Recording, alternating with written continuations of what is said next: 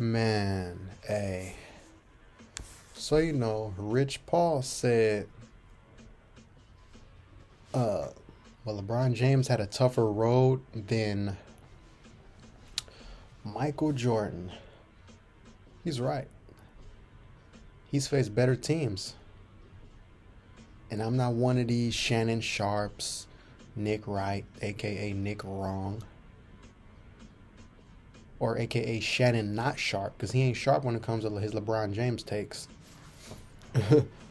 you know, you got Colin Cowherd, who his LeBron James takes are Colin Cow Turd. That's what I think. But anyway, hey, LeBron James, he faced better talent than Michael Jordan did. He just did. Just gotta face it. And I can't stand LeBron James. I call him LeBrick, LaFraud, LaWhiney. I'm a Warriors fan, y'all. Man, you see this, man? It's the old school Warrior logo, man. Can't stand LeBron James. But I keeps it real, though. He faced Kevin Durant, Steph Curry, Kawhi Leonard, in two finals. Carmelo's going to be a Hall of Famer. I'm just naming guys. Well, I'll name everybody. Tim Duncan. They faced Kevin Garnett. I'm taking a combination of Tim Duncan and Kevin Garnett over Barkley and Karl Malone. Them two guys Jordan faced. Steph Curry. There's not a point guard who was on Steph's level. That Michael Jordan faced. No. Kevin Durant, Jordan never faced that. And no, I'm not going to count Magic Johnson, Larry Bird, because Jordan fans, they be acting like Jordan never played in the 80s. He only played in the 90s, so we're going to just make it seem like he only played in the 90s, because that's what you guys have always done, right? 6-0 in the finals. Y'all just discounted the 80s, so we're not even going to count the 80s now. See, I'm not even going to count that. He never... we're not going to include Larry. See, those guys actually are on Kevin Durant and the Currys and the Tim Duncan level. But Jordan fans, they make it seem like he never played in the 80s, so we're not even going to count them. We're going to count 90s players then. See? What goes around comes around. Barkley ain't on Tim Duncan's level. Malone ain't on Tim Duncan's level. Who's on Durant's level? Clyde Drexler? No. What other small four? Jordan faced weak two guards in the 90s. I mean, you can say Mitch Richmond was great. I think he was. He was great. But he had nothing around him in Sacramento. Nothing. Is that true? Or is that a fact? In the words of Birdman. That's true. Reggie Miller. Okay. Yeah, he weighs 60 pounds soaking wet. Okay. Like, he never faced a stalwart at two guard. The only guy in the 90s he faced was on that level was Mitch Richmond. And he had nothing around him. Period, point blank. Nobody can discount that. LeBron, at his position, he faced Kevin Durant, Carmelo, Paul George. Paul George is probably a second-tier star, okay. But he might end up in the Hall of Fame. Anyway, Kawhi Leonard, Kobe, T-Mac. Man, and I'm only naming them a couple guys like that. You can even throw, Harden's a two guard, but yeah, man, like I said, LeBron faced better talent. He faced better teams. Like, don't bring up them New York Knicks teams. All brick shooters. Ewing was great, but they needed they needed another star to go with Patrick Ewing. They should have got a Mitch Richmond.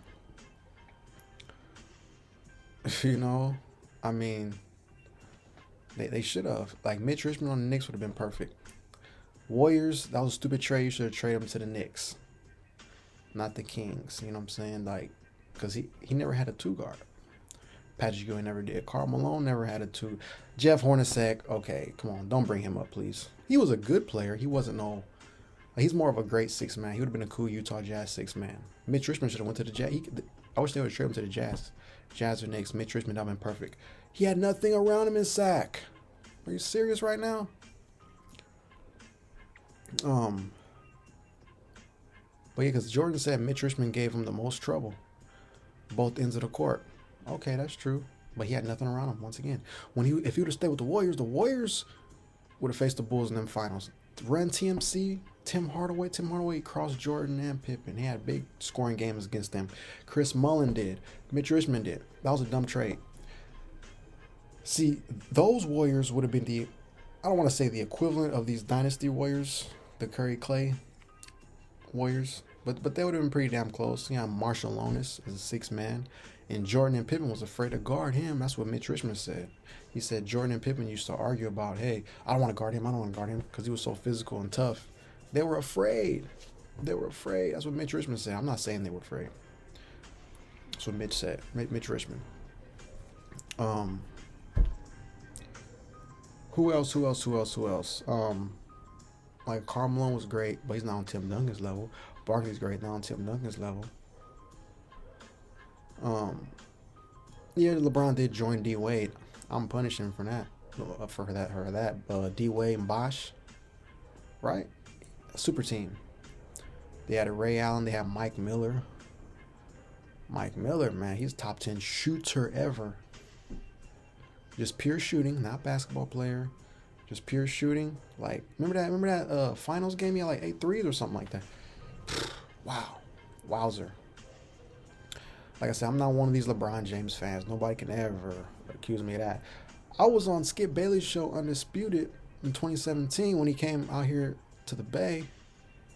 And I had a crying LeBron James t-shirt. He put me on TV. So I'm not one of these, I ain't one of these LeBron James minions who just kisses his butt and makes every excuse. I can't stand the man. So I'm telling the truth. I keeps it real around here, right? I'm a 49er fan. I think Tom Brady's better than my quarterback that played for my franchise, Joe Montana. I keeps it real, man. So, I'm just saying, y'all. I'm just saying LeBron's had a tougher road. Oh, wait, the Spurs, Manu Ginobili, Tim Duncan, Tony Parker. Then they added Kawhi Leonard. They have Bruce Bowen, who's GOAT corner 3-point shooter. Yeah, Curry's the GOAT shooter, but the GOAT corner 3-point shooter, that's Bruce Bowen.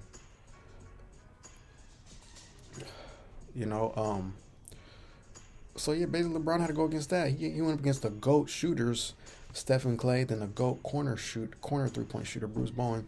Then a young Kawhi who locked him up. He did. Yeah, he faced way more talent. Don't get me wrong. LeBron James, that Eastern Conference was garbaggio. I know. He never the only star player he ever faced, the only superstar in his prime that he faced in the East was his current teammate Dwight Howard. And Dwight Howard put foots to LeBron James. Spanked him. Bop. Well, him and Rashard Lewis and Hedo Turkoglu, yeah. Like I said, man, I'm not a King James fan. I don't even call him King James. Why am I even calling him that? LaFraud James. I'm calling him LaFraud in this video that I'm giving him credit for. See? Like, the Bulls would have lost to the Rockets. The Rockets, they didn't back down from Jordan. Michael Jordan is lucky he didn't have to face that. The Bulls were lucky they didn't have to face the Rockets. And this is not just me saying it. Phil Jackson said it himself. Wasn't Phil Jackson the coach of the Bulls? I think he was. He said, "Thank God the Rockets never came out of the West." Gee, why would he say that? Oh, yeah, because he's a little afraid. I'm just saying. And Michael Jordan said the same thing. They happy Utah came out the West. Utah wasn't ever no threat. John Stockton could have been a scorer if he wanted to. He could have been a scorer if he wanted to, but he wasn't. So you got to just face facts. And John Stockton missed that game. All right, the Utah Jazz were up by 2 points with a minute and 3 seconds left. Game 6, 1998 finals. Inbound the ball, John Stockton. Bam, he shoots. Wide open three. He missed the shot. Bob Costas said on the broadcast, said, "Oh, he missed a wide open three-pointer. Had he made that, this is headed back to Chicago." And so all this phony narrative about Michael Jordan never played a Game 7 in the finals. Yeah, because guys like that miss wide open threes. He said that would have put the dagger in Chicago hearts. That's what Bob Costas said. What does that mean? Put the dagger in Chicago hearts. Well, that means the Bulls probably would have lost. That's what that means. So, like I said, LeBron James faced talented Spurs teams. LaFraud James, LeBrick James faced stacked Spurs teams and Warrior teams in the finals, man. Dallas Mavericks, Dirk Nowitzki was unreal. I'll even take Dirk Nowitzki over Karl Malone and Charles Barkley. Dirk got a ring. He went through the Dallas Mavericks that playoff year. They went through what? The reigning back-to-back champion Lakers, the stacked Oklahoma Thunder with, young KD, young Harden, and West Brick. Yeah. Then he went through the super team Miami Heat. Most underrated run of all time, man. Like, seriously. Malone never won a ring. Barkley never won a ring. Michael Jordan didn't let them win. That's why. First of all, those guys never won even when Jordan retired. So stop with Michael Jordan never let them. I'm so tired of hearing that. So yeah, man. LeBron, LaFraud, LaFoney James faced better teams in the finals than Jordan ever did. He faced better players at his position than Jordan did. So those are just facts, y'all. I'm only spitting the truth. All truth. No cap. All truth. Like I said, man, when it comes to LeBron James haters, dislikers, or whatever you want to call it, I'm in the top 5. So if I'm giving him credit, it's probably valid. Let's keep it real here. Like I said, I'm going to throw up after this video because I gave LeBron James credit. That's how bad it is. But yeah, man. What do you guys think, though? Hit me up in the comment section. What do you guys think about this? Who had a tougher role, Michael Jordan or LeBron James? We'll see what's up. But yeah, like and subscribe, hit the notification bell. I'm just saying. You got to call a spade, man. That's it. But hey, y'all, like and subscribe, hit the notification bell. Yeah.